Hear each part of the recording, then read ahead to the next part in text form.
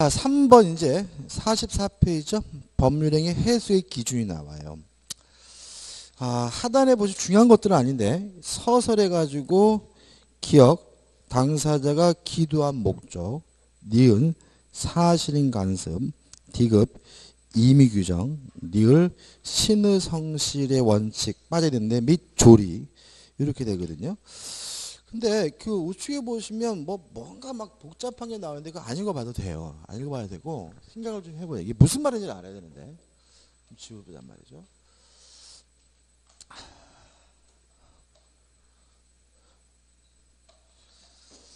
자, 법률의 해석의 기준이 뭐냐 해서 첫 번째 당사자가 기도한 목적을 가지고 해석을 해보고요.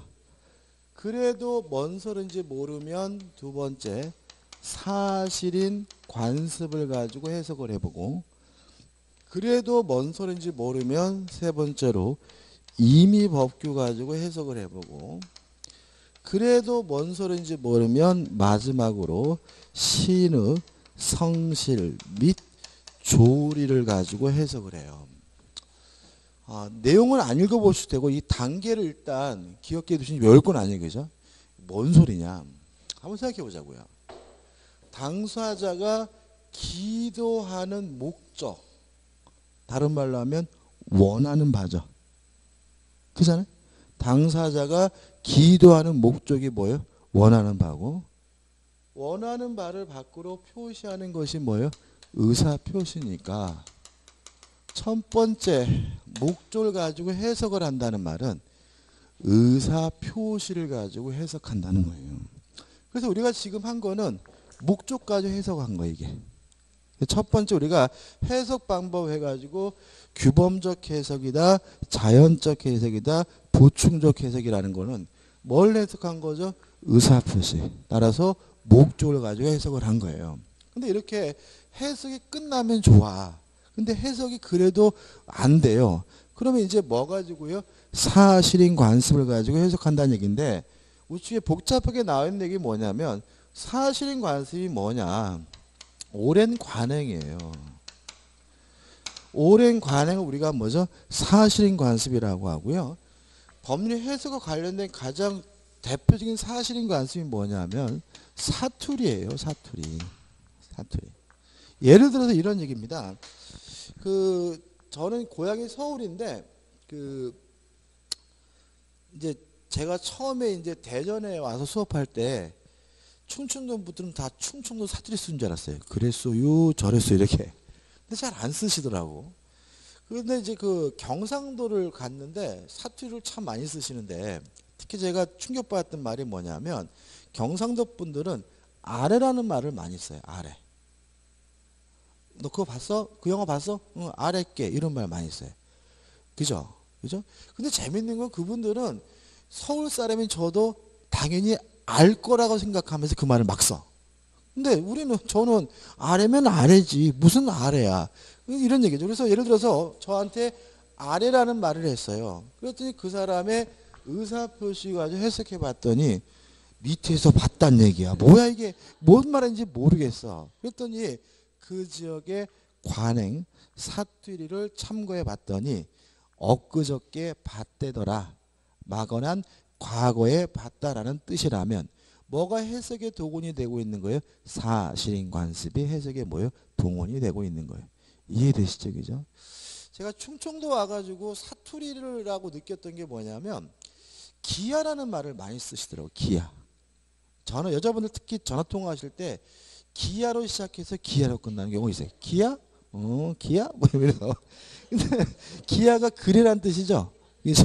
그러니까 근데 그것도 재밌는 거는 그러니까 경상도 분들이 아래라는 말을 사투리인지 몰라. 그냥 아래 그래 그냥 뭐 아래께 그랬고 막 아래 그랬고 막 계속 쓰고요. 충청도 분들 기아라는 말을 사투리 생각 안 하고 그냥 막 써 그냥 이런 것도 결국 뭐예요? 기아가 뭐 그래라는 뜻이다. 라면 뭐가요? 사실인 관습이 해석에 뭐가 돼요? 동원이 됐다. 이렇게 되는 거예요. 이해되시죠? 그죠? 그 다음에 또 뭐 관용적 표현 뭐 이런 거 있죠. 예를 들어 가지고 건설 현장 같은 데 가면은 굉장히 일본 말을 많이 쓰죠. 참 묘한 게 일본 그렇게 싫어하면서 뭐 시다바리니 오야지니 뭐 그죠? 뭐 가회당이니 뭐 이런 말 많이 쓴단 말이에요. 빠깨스니 그죠? 이런 말 많이 쓴단 말이에요. 예를 들어서 뭐 오야봉 그런데 도대체 전설 뭔 소리인지 모르겠어요. 근데 건설 현장에서 오야봉이라는 뜻은 뭐 작업 반장 뭐 이런 의미로 쓰인다. 이러면 관용적 표현 사실인 관습이 뭐가 되고 있는 거죠? 해석의 동원이 되고 있는 거예요. 이해되시죠? 근데 이거 가지고도 안 돼요. 그러면 이미 법규를 가지고 해석을 해본다는 얘기인데 별 의미 없어요. 이거 법전 찾아본다 해결될 문제가 아니잖아요. 그래도 모르면 마지막에 신의성실 및 조리 가지고 해석하는데 이 조리라는 말이 뭐냐면요.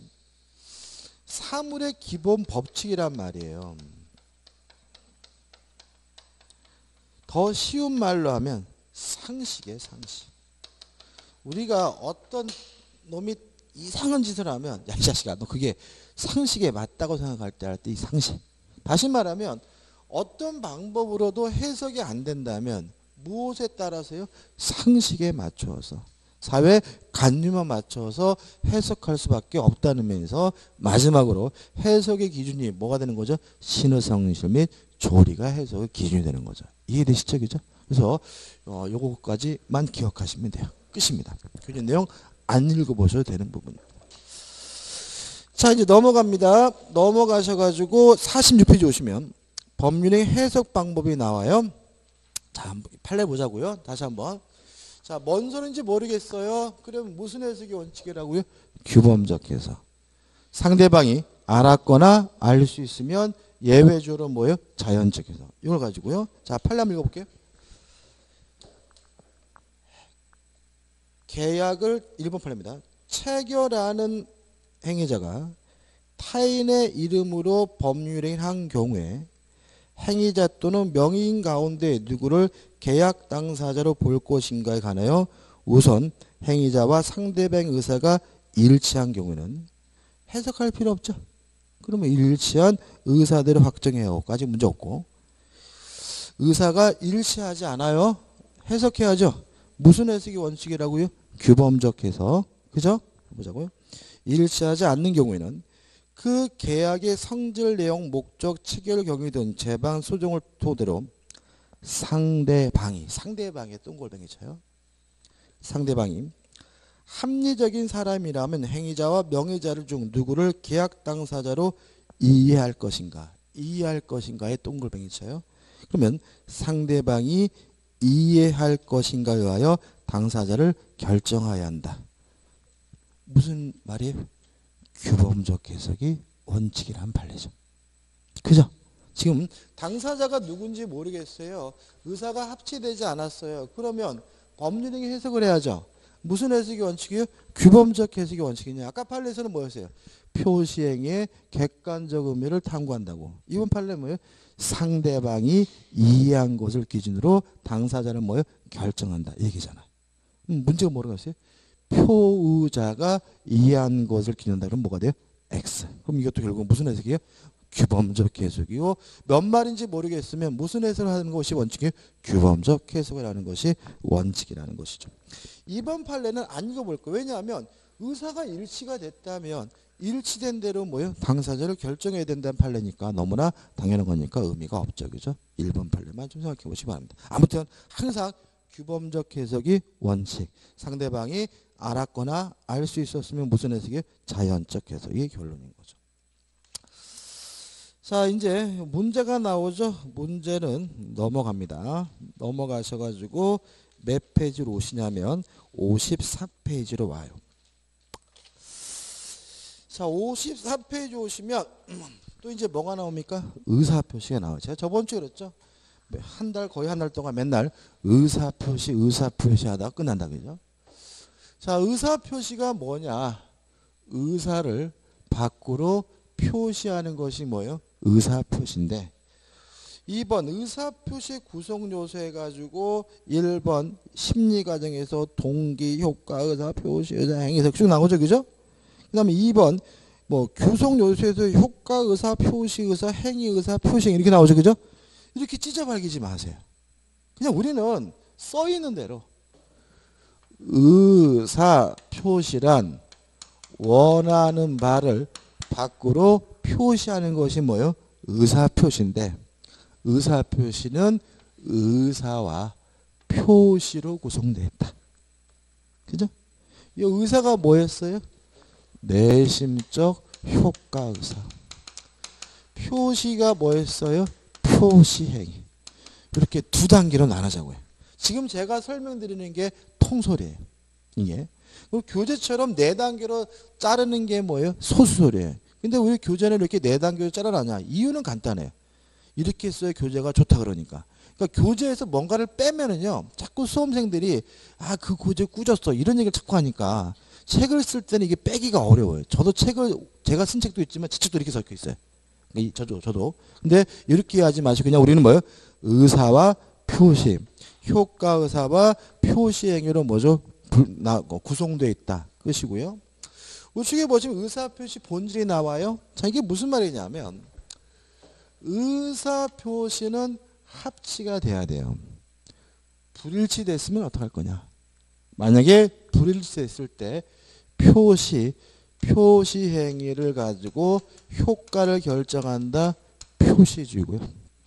의사 효과 의사를 가지고 효과를 결정한다. 이게 뭐예요? 의사주의예요. 그러면 표시주의는 무엇과 연결이 돼요? 규범적 해석과 연결되고 의사주의는 무엇과 연결이 돼요? 자연적 해석과 연결되잖아요. 그럼 결국 우리 민법은 표시주의가 원칙이고 의사주의는 뭐란 얘기예요? 예외란 얘기죠. 그죠? 그러면 우리 민법은 둘 다 있으니까 결국은 절충주의인데 뭐가 원칙이죠? 표시주의가 원칙이니까 정확히 말하면 표시주의에 치우친 기운 절충주의를 채택하고 있는 것이 우리 민법의 태도다. 이렇게 되는 거잖아요. 다시 한번요. 의사와 표시가 불일치되면 무엇을 가지고 효과를 결정하느냐. 표시를 가지고 효과를 결정하면 표시주의. 무엇과 통합니까? 규범적 해석과. 의사를 가지고 효과를 결정한다. 무엇과 통해요? 자연적 해석. 따라서 우리 민법은 표시주의가 원칙이고 의사주의가 예외니까 표시주의의 기원 절충주의가 뭐죠? 민법이에요. 따라서 한 장을 더 넘겨보시면 56페이지입니다. 4번 해가지고 우리 민법의 태도에서 가로에 뭐예요? 절충주의. 한번 읽어볼까요? 우리 민법은 포의자 보호와 상대방의 신뢰 보호 및 거래의 안전도 함께 고려되는 제3법상 행위에 관하여 표시주의의 기원 무엇을요? 절충주의 태도를 취한다. 끝. 그래서 계속해서 우리는 규범적 해석이 원칙이고 사연적 해석이 예외다. 이거를 어떻게 해요? 반복하고 있는 거죠. 그 다음 3번 비정상적 의사표시에서 57페이지에 일반 논증이 나오는데 이거 보지 마세요. 그러니까 뒤에 나올 걸 앞에서 먼저 보시면 머리가 아파요. 보지 마시고 바로 58페이지 의사표시의 불일치에서 뭐로 갈 거냐면 진이 아닌 의사표시로 갈 겁니다. 자, 진이 아닌 의사표시 좀 지울게요. 이건 별로 중요한 거 아니니까. 계속 반복이죠. 일단 진이 아닌 의사표시는 뭐냐면요.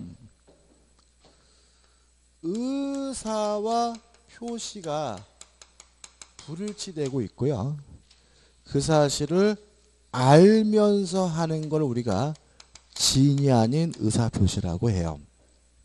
예를 들어서 속으로는 10원짜리 하나 줄 마음이 없으면서 말로는 내가 너한테 1억 주겠다라고 얘기를 했어요. 뻔히 어떻게 해요? 알면서. 이걸 우리가 흔히 뭐라 그러냐면 거짓말이라고 하는 거죠. 그죠? 모르고 잘만 뭐란 건 뭐예요? 실수, 착오고요. 뻔히 알면서 헛소리한 게 뭐예요? 거짓말이잖아요. 그래서 진이 아니라는 말은 거짓이란 뜻이에요.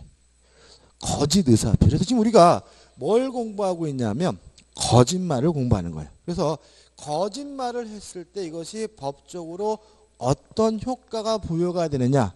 이게 뭐예요? 진이 아닌 의사표시의 내용인 거예요. 효과를 알아요. 자, 보자고요.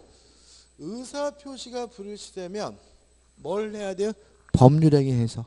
그죠? 원칙이 무슨 해석이에요? 규범적 해석. 그러면 표시된 대로 1억 줘야 되겠죠. 따라서 원칙적으로 뭐예요? 유효한 거죠. 다만 예외적으로 자연적 해석이죠. 언제 자연적 해석을 합니까? 상대방이 알았거나 또는 알 수가 있었을 때는 뭐예요? 자연적 해석을 하고, 자연적 해석을 하면 속마음대로 1억을 뭐 할 필요 없어요? 줄 필요가 없다. 뭐가 되죠? 무효가 되죠. 똑같죠? 왜 똑같은 거예요? 이런 겁니다. 민법 조문이라는 것은 아무렇게나 만드는 게 아니에요. 법률적 이론에 따라서 뭐가 만들어지는 거예요? 민법 조문이 만들어지는 거거든요. 그래서 우리가 아까 시간에 했던 이 법률행위 해석이라는 이론에 근거해서 107조, 108조, 109조, 110조 하는 민법 조문들이 만들어지고 있기 때문에 조문의 내용과 법률행위 해석은 내용이 어떻게 같아지는 거예요. 추가되는 것은 뭐냐면 무효를 가지고 선의 제3자, 모르는 제3자에게 뭐 하지 못해요? 대항하지 못한다만 추가되는 거예요. 107조 한번 읽어볼게요. 107조 1항입니다. 의사표시는 표의자가 진이 아님을 알고 한 것이라도 그 효력이 있다. 원칙이 뭐죠? 유효하죠. 그러나 상대방이 표의자의 진이 아님을 알았거나 알 수 있었을 경우에는 무효다. 예외가 뭐예요? 무효입니다. 그래서 원칙이 규범적 해석. 예외 상대방이 알았거나 알 수 있었으면 뭐예요? 자연적 해석. 이항 전항의 의사표시 무효는 누구한테 대항하지 못합니까? 선의 제3자에게 대항하지 못합니다. 의해가지고 1. 진이 아닌 의사표시 또는 비진이 표시라는 말을 제일 많이 쓰고요. 혼자 하는 거짓말이라 그래서 단독 호의 표시라고도 하고, 진심이 대가리 속에 유보되어 있다 그래서 심리유보라는 말도 써요. 근데 심리유보라는 말은 일본 말이에요. 딱 느낌이 일본말 같잖아요. 그래서 옛날 사람은 쓰지만 지금은 안 쓰고요. 그 다음에 2번 예를 들면 뭐 좀 이따 설명해 드릴 거고, 그 다음에 뭐가 나오냐면 판례가 나오는데, 판례들은 여기 나와 있는 1번, 2번, 3번 판례는 흐름이 없고 중요한 게 뭐냐면 우측에 나와 있는 박스에 있는 판례입니다. 이 판례 보기 먼저 요건부터 볼게요. 자체가 된 요건. 1번 의사표시가 어떻게 해요? 있어야 한다. 2번 의사표시가 뭐예요? 불일치된다. 3번 알고 있어야 된다. 4번 왜 거짓말을 하게 되는지 이유나 동기는 뭐죠? 따지지 않는다. 반복적이고요. 우측에 뭐죠? 판례입니다. 이 판례인데 이 판례에서 진이 아닌 의사표시는 문제가 어떻게 나오냐면 판례에서 내요. 판례에서 내는 경우가 한 반. 그 다음에 아니면 사례를 구성해서 사례를 내는 경우가 반. 이렇게 판례를 내거나 사례를 내기 때문에 공부 방법은 판례를 이해하고 뭘 이해하셔야 돼요? 사례를 접근하시면 되는데 우측에 박스에 있는 판례들은 다 중요합니다. 1번 판례를 보기 위해서 다른 판례를 먼저 소개시켜 드릴게요. 이 판례가 좀 어려울 수 있는데, 갑이라는 사람이 사립여대 교수였어요. 근데 문제가 뭐냐면 학생들을 성추행했다라는 혐의를 받고 있고, 그러는 바람에 학생들이 변태 교수 물러가라 데모하고 막 난리가 났어요. 그러다 보니까 재단 측 입장에서는 골치 아픈 거죠. 그래서 의리라는 재단 이사장이 나서가지고 웬만하면 사직해라라고 얘기했더니 성추행 안 했다고 부정을 하는 거예요. 그 의리 어떤 얘기를 하냐면 지금 네가 성추행을 했고 안 했고가 중요한 게 아니다. 이게 지금 언론에 보도가 되면 우리 학교 완전 아웃된다. 따라서 네가 웬만하면 사직서를 내고, 네가 사직서 내면 애들이 뭐해? 대목 안 두고 잠잠해지고 조용해질 테니까 기회가 보면 내가 너를 복직시켜 주겠다라고 얘기를 해요. 그래서 갑은 우리에게 사직서를 냈어요. 그리고 나서 조용해졌는데도 불구하고 복직을 안 시켜줘요. 그래서 갑이 재단을 상대로 복직시켜달라고 뭘 제기합니까? 소송을 제기하게 됩니다. 갑의 주장이에요. 결론이 갑의 주장. 갑은 이런 주장을 해요. 자신은 속으로는 사직할 마음이 없었다는 거예요. 그런데도 불구하고 뭐예요? 사직서를 냈으니까 의사표시가 뭐가 됐어요? 불일시 됐고요. 물론 자신도 어떻게 해요? 알면서 했다는 거죠. 무슨 말이에요? 진이 아닌 의사표시죠. 그러면 원칙적으로 유효하지만 상대방이 알았거나 알 수 있었으면 무효죠. 근데 누가 시켰어요? 재단 측에서. 그죠? 따라서 상대방이 뭐예요? 악이니까. 요 사직서 제출 행위는 무효니까 자신을 복직시켜달라고 주장하면서 소송을 제기하게 됩니다. 요 문제에 대해서 우리 법원은 받아들이지 않습니다. 이 받아들이지 않는 이유가 중요한데 1번 판례 읽어볼게요. 1번.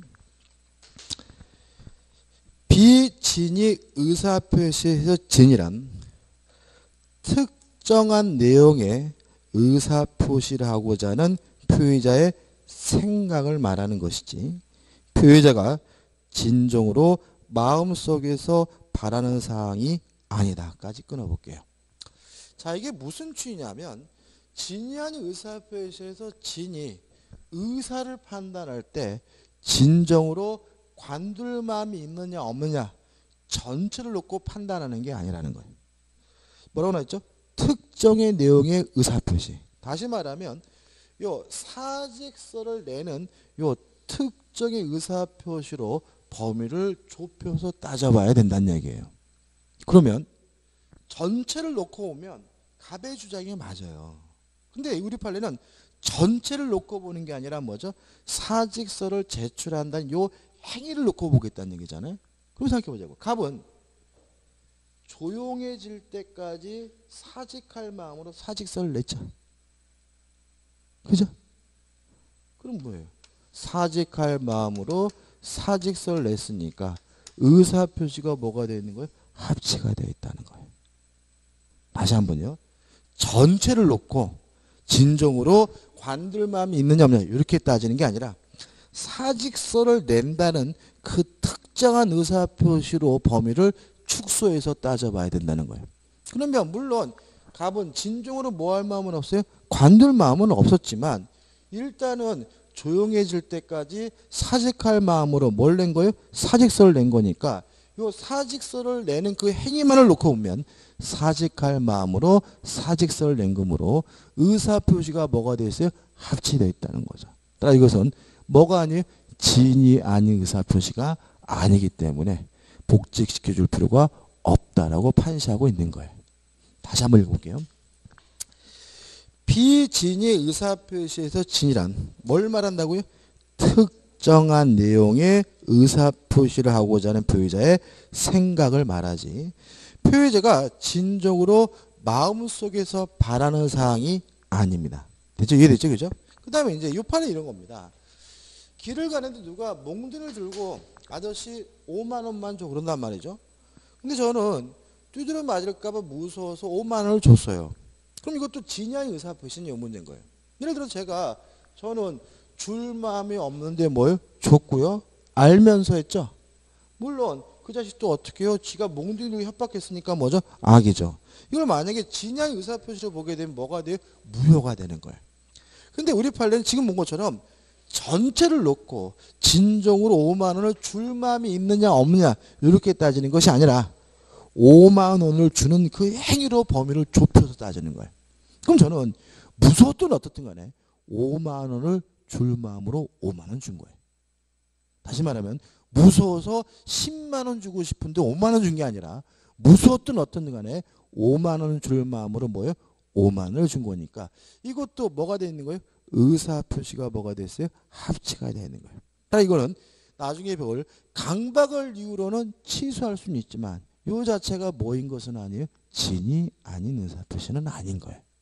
계속 보시면 연결해서 비록 강제로 재산을 뺏긴다는 것이 본심으로 잠재되어 있었다 하여도 다른 말로 하면 진정으로 줄 마음이 없었다 해도 표의자가 강박에 의해서나마 증여를 하기로 하고 그에 따른 증의 의사표시란 이상 증여의 내심의 효과 의사가 결여된 것이라 할 수는 없다. 다시 말하면 5만 원을 주는 행위로 범위를 좁혀 따져보면 의사표시가 뭐가 돼 있어요? 합치되어 있으니까 뭐가 아니라는 얘기죠? 진이 아닌 의사표시가 아닙니다. 이 판례나 이 내용은 올해 반드시 나올 겁니다. 시험에. 왜냐하면 박근혜 대통령과도 좀 관련이 있기 때문에 그래요. 나중에 제가 기회 되면 또 한번 말씀드릴 거예요. 2번은 같은 추니까 한번 읽어보시면 되고요.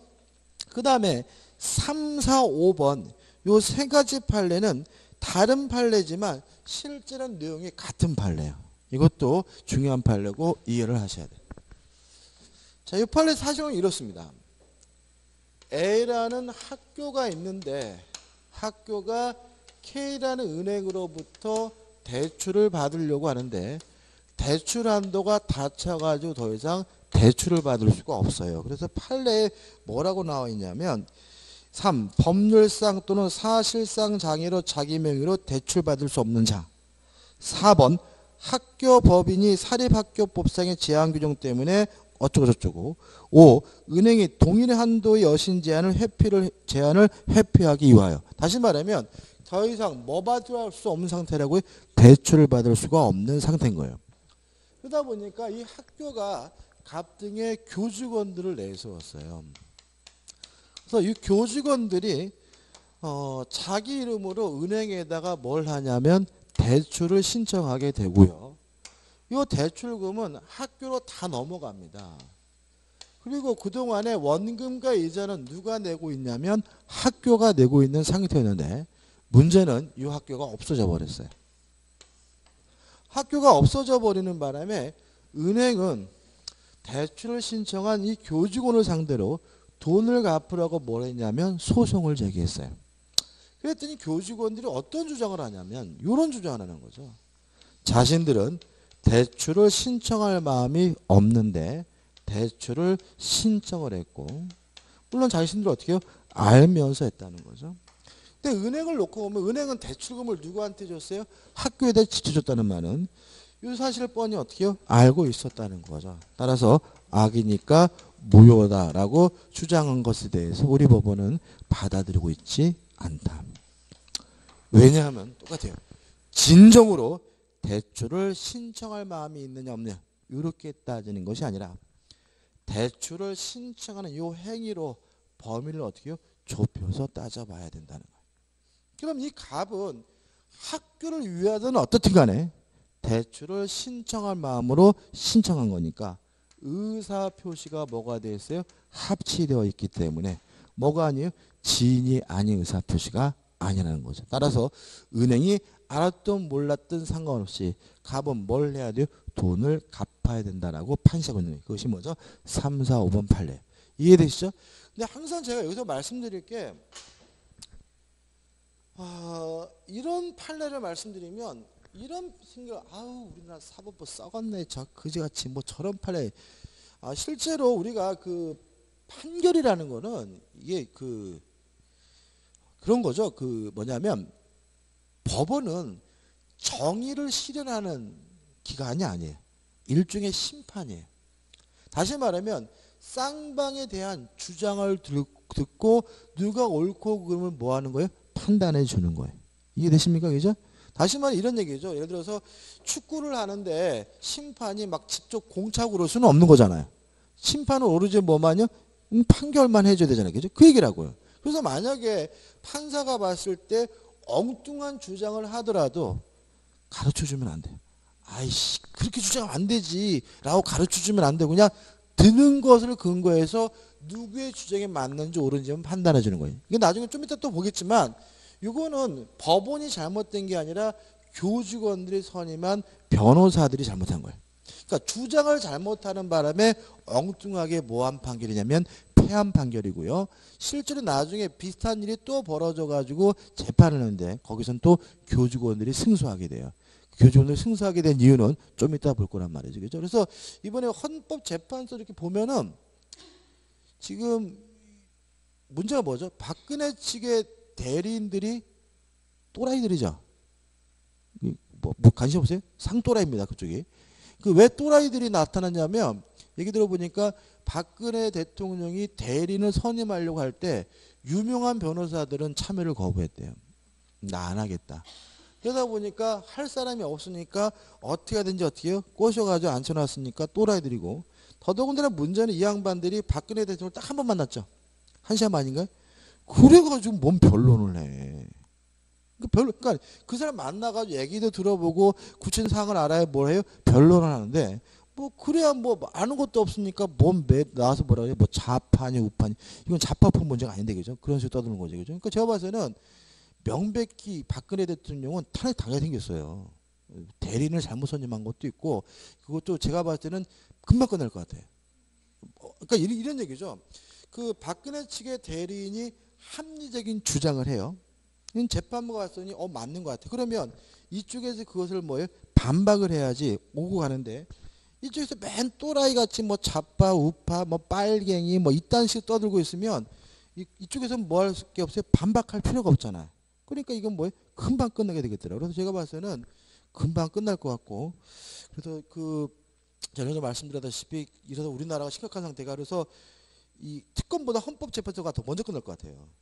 이 상황이. 이 대리인들이 또라이 가지고 전혀 대응을 못하고 있기 때문에 그럼 빨리 쟁점이 없어요. 지금 끝나면은 어떻게 돼요? 특검이 청와대에 가서 박근혜를 끌어다가 구속시키는 일이 벌어질 수도 있어요. 왜 그러냐면은 지금 대통령이기 때문에 기소를 못 하잖아요. 영장 발부를 못 하는 거잖아요. 그죠? 근데 만약에 헌법재판소에서 탄핵소추 인용 결정을 내리면 그 순간 신분이 뭐예요? 일반인이 되고 이사갈 시간도 안 주잖아요. 그러면 이제 특검 입장에서는 법원에다가 구속영장을 청구해서 그걸 갖고 청와대에 진입해가지고 뭐죠? 박근혜를 체포할 수 있는 일까지 벌어질 수 있고, 그럼 이건 뭐예요? 아우 진짜 해 토픽이지 뭐. 진짜 이거는 뭐 나라 망신, 이런 망신 없죠, 그죠? 아마 CNN이 뭐 BBC니 아니면 전 세계 TV에서 그 9시 뉴스에서 메인으로 보도할 거죠. 그래가지고 막 잡혀 나오는 거, 그죠? 아우, 그래가지고 제가 저번 주 토요일 날 겁나는 게 삼성동에서 좀 일이 있었어요. 삼성 코엑스에 갈 일이 있어가지고 갔는데, 거기서 또 공교롭게도 그 박사 뭐 이렇게 집회를 하더라고. 아우 막 그래가지고 거기 막 이제 그 코엑스 그 장소를 가야 되는데 막 30분을 막 비집고 지나가나 봐. 근데 거기서 놀란 거 봤어요. 계엄 선포해라. 군대들은 뭐 하느냐. 뭐 이런 현수막이 걸려 있는 거야. 어우 무섭더라고. 그죠? 상이 좀 이상해. 그러니까 계엄 선포해라. 군대들은 뭐 하느냐. 뭐 민족과 국가를 위해서 일어서라. 뭐 이런 식으로 막 현수막이 걸려 있고. 저는 그 사람들 다 잡아다가 깜빵에 넣든지 해야지. 그 사람 지금 상황이 지금 그죠? 그러니까 예를 들어 지금 어떤 그 사람 생각은 뭐예요? 특검이 만약에 구속영장 발부해서 잡으러 갈 때 군대들이라도 나타나서 오히려 특검 수사관들을 뭐예요? 체포라도 해야 된다. 뭐 옛날 태국이나 그죠? 필리핀 뭐 이상한 나라에서 벌어지는 일들을 해달라고 요구하는 거잖아요, 그죠? 그거 보니까 무섭더라고요. 아무튼 여기까지입니다. 그죠? 그다음에 효과 나오죠, 그죠? 효과 해가지고 원칙과 예외가 나오는데, 이 원칙, 예외, 제3자에 대한 관계는 뭘 가지고 정리하셔야 되냐면 사례 가지고 정리하셔야 돼요. 사례. 자, 이런 얘기입니다. 갑이라는 사람이 A라는 건물을 가지고 있어요. 자기 앞으로 등기하고 있고 소유권이 있는데, 갑이 을에게 내가 너한테 건물을 주겠다라고 얘기를 했어요. 증여한다고 했어요. 그렇지만 거짓말, 비진위 표시했어요. 그러고 나서 갑이 을에게 이전 등기를 해줬어요. 여러분 어떻게 되느냐? 일단 진이 아닌 의사표시는 원칙적으로 유효하기 때문에 을은 원칙적으로 뭘 가져요? 소유권을 갖습니다. 그죠? 다만 을이 알았거나 알 수 있었으면 어떻게 해요? 무효니까 예외적으로 을이 알았거나 또는 알 수가 있었다면 증여도 무효고 등기도 무효고 을에게는 뭐가 없는 거죠? 소유권이 없는 거죠. 자, 여기서 좀 생각해 볼 게 있어요. 또는이죠. 또는. 그러면 알아도 무효고 또는 몰랐다 하더라도 알 수 있어도 무효란 얘기잖아요. 그러면 원칙에 따라서 유효하다는 이유로 을이 소유권을 취득하려면 을은 뭐 해야 되냐면 선이 이고 and 무가 실어야 하는 거죠. 그죠? 이상하지 않나요? 원칙이 더 좁죠. 원칙이 더 어렵잖아요. 을이 소유권을 취득하려면 선이 이고 거기다가 뭐까지? 무과실까지. 소유권이 없으려면 알든지 아니면 어떻게 알 수 있든지 둘 중에 하나만 있으면 되잖아요. 근데 경우의 소유가 더 적은 이게 왜 원칙이냐? 조심할 건데 진이 아닌 의사표시 원칙적으로 유효하다는 말은 을은 선이 이고 무과실임을 추정받는다는 얘기예요. 따라서 을 스스로가 자신이 선이고 무과실임을 뭐 할 필요 없어요? 입증할 필요가 없다는 거예요. 예외가 무효라는 말은 을이 원칙적으로 뭘 가져가요? 소유권을 가져가니까 갑이 요 부동산을 돌려받으려면 을이 알았거나 또는 알 수 있었다는 사실을 갑이 뭘 해야 돼요? 입증을 해야 된다는 의미에서 원칙이 유효고 예외가 뭐예요? 무효임을 주의하시기 바랍니다. 이해되시죠? 그 다음에 을이 자기 앞에 등기된 것을 기하로 병한테 팔아먹었어요.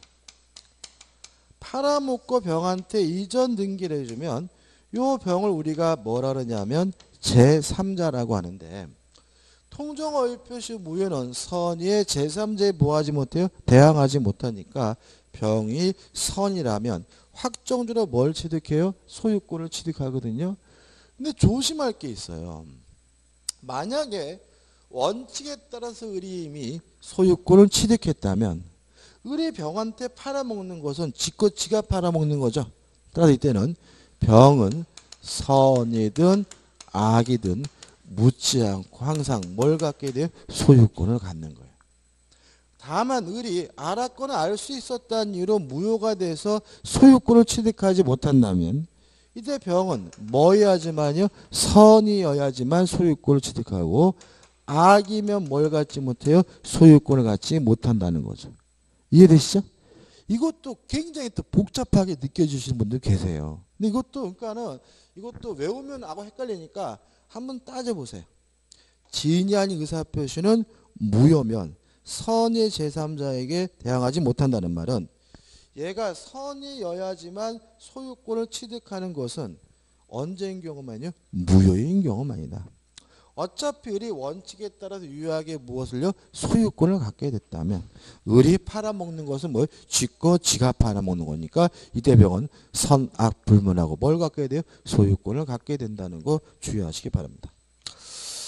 넘겨보시면 이제 뭐가 나오냐면 적용 범위가 나와요. 중요한 것들은 아닌데 일단 계약에도 적용되고 단독행위에도 적용됩니다.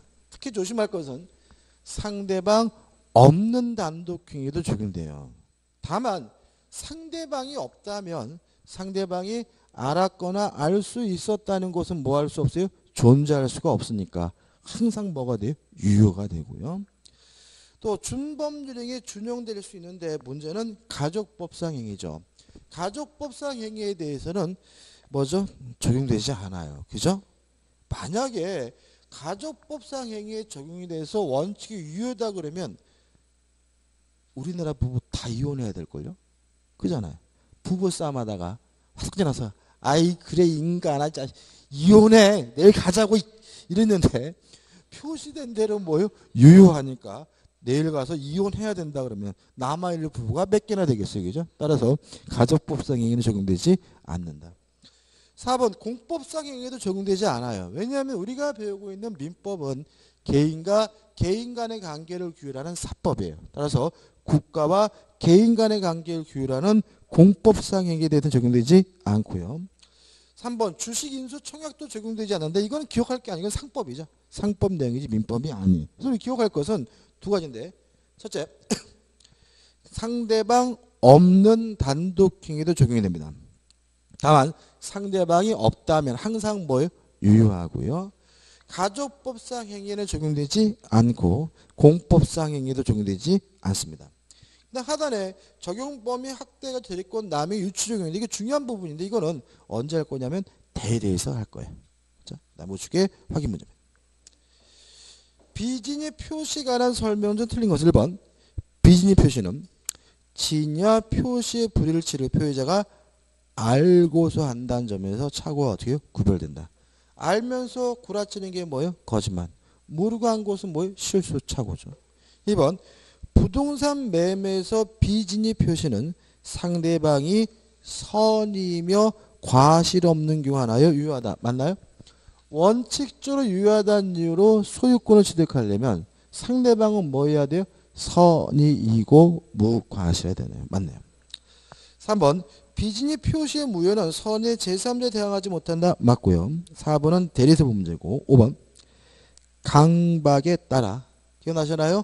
누가 몽둥이 들고 5만 원만 줘. 그러면 두드려 맞을까봐 줬다면 강박을 이유로 취소할 수 있을지언정 뭐는 아니죠? 진양형사 표시는 아니니까. 피의자는 마음속에서 진정으로 원하지 않고 있으나 당시의 상황에서 최선이라 판단하여 의사표시를 하였다면 비진의 표시가 된다라는 질문은 뭐죠? X고 답은 뭐죠? 5번입니다. 5분만 쉬었다가요. 허위 표시를 보도록 하겠습니다.